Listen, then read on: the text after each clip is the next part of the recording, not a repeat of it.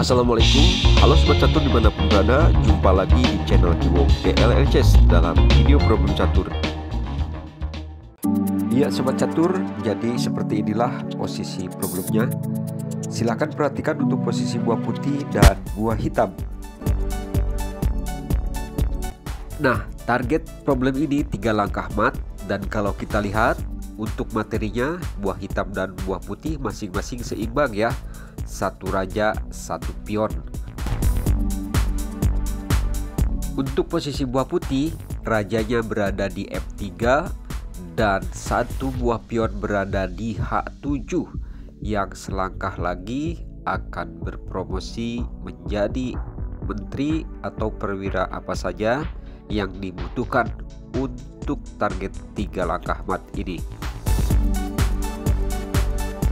Sementara untuk buah hitam, rajanya berada di H1 dan sebuah pion berada di H3.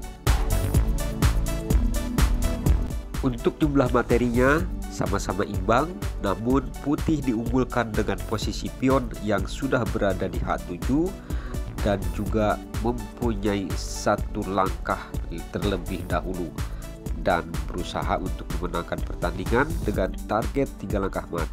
Sementara untuk hitam hanya punya harapan untuk bertahan. Kalau untuk menang sih saya rasa sulit, dan dia mengharapkan draw ya kalau putih salah jalan.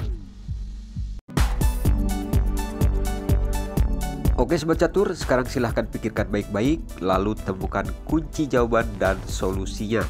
Hati-hati melangkah, jangan sampai draw. Kalau draw tentunya putih kalah.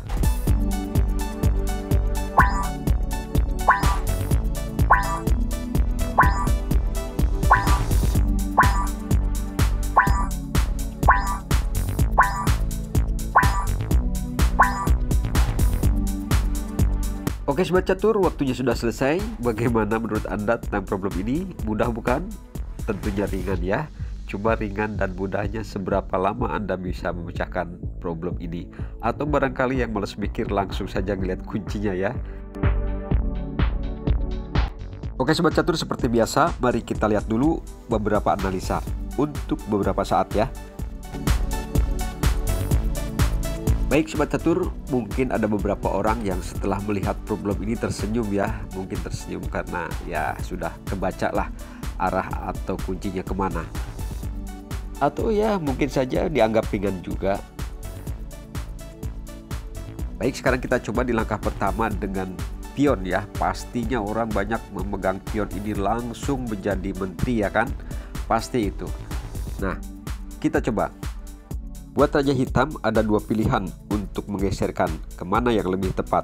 Nah, kalau raja hitam naik ke H2 ini akan mat ya dalam 3 langkah. Sebab di langkah kedua raja putih tentunya akan turun 1 langkah yaitu ke F2.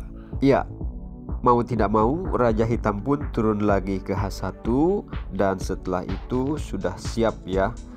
Menteri yang berada di H8 membidik target di petak A1.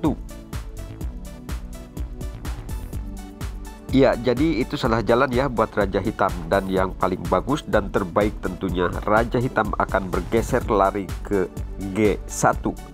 Nah, di sini Sobat Catur perlu hati-hati ya karena banyak yang terjebak ya.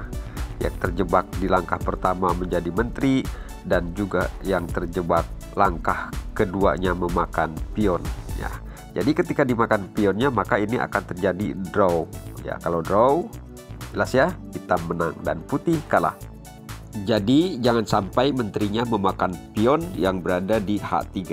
Nah, kalaupun menteri melakukan sekak ke A1, ini raja akan balik lagi ya, akan turun maksudnya ke H2. Dan di langkah ketiga putih mengalami jalan buntu, tidak punya tempat untuk target 3 langkah mat. Dan raja hitam pun selamat, putih gagal. Kita kembali ke posisi di mana pion putih sudah menjadi menteri.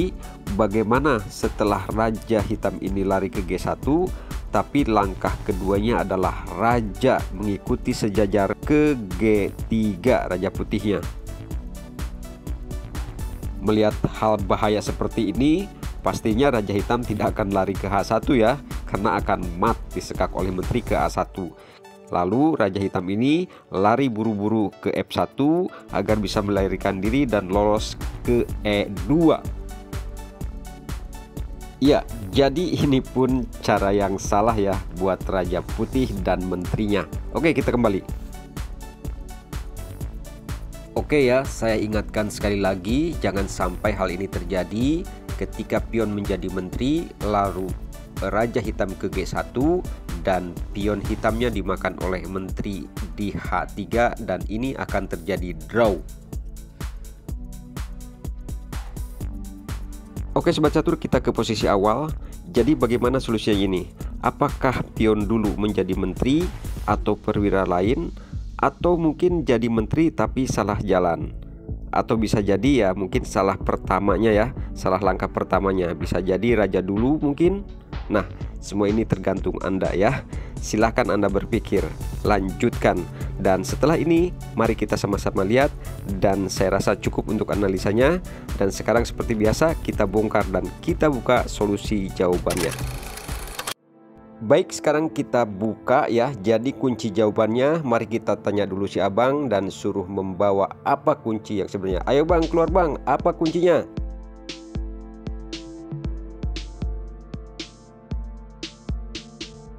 Oh, ternyata kuncinya adalah pion berpromosi menjadi benteng.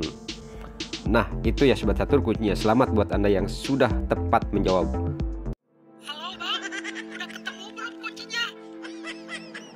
Setelah saya intip, kuncinya ternyata benteng bang. Ayo coba dah cek. Iya, jadi pionnya itu promosi jadi benteng, bukan jadi menteri bang. Coba cek. Masa abang gak percaya sih? Kan jago catur. Oke, gitu aja ya. Mimin juga mau ngeliat kelanjutan kunci jawabannya. Oke Sobat Catur, sorry ya intermezzo dikit, hiburan, dan namanya juga ya apa namanya, hiburan sambil asa otak ya, jangan diambil hati. Oke, kita lanjut. Baik, sekarang kita lihat langkah Raja Hitam mau kemana dulu. Iya, Raja Hitam ternyata larinya ke G1. Maka langkah keduanya adalah benteng ya, begitu mudah terlihat, yaitu memakan pion H3. Memaksa Raja Hitam untuk sejajar dengan Raja Putih. Nah, ini jurus yang sudah paten ya, rumus yang sudah paten. Jadi, cara memburu dan mematikan raja oleh benteng itu seperti ini.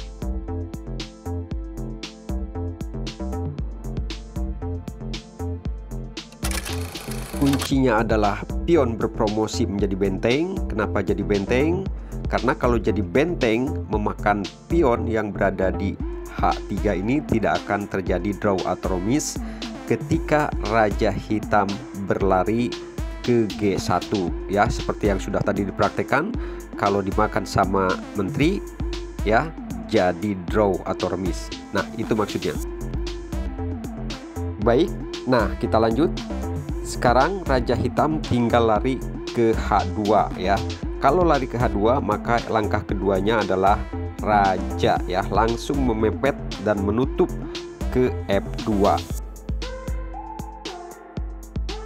Raja Hitam pun dipaksa lagi untuk mundur ke petak asal yaitu H1, dan di sini sudah pasti terlihat banget jelas ya, skakmat makan pion H3 oleh benteng. Nah, jadi seperti itu ya. Jadi solusinya ada dua. Demikian Sobat Catur, terima kasih atas waktunya. Sampai jumpa di video berikutnya.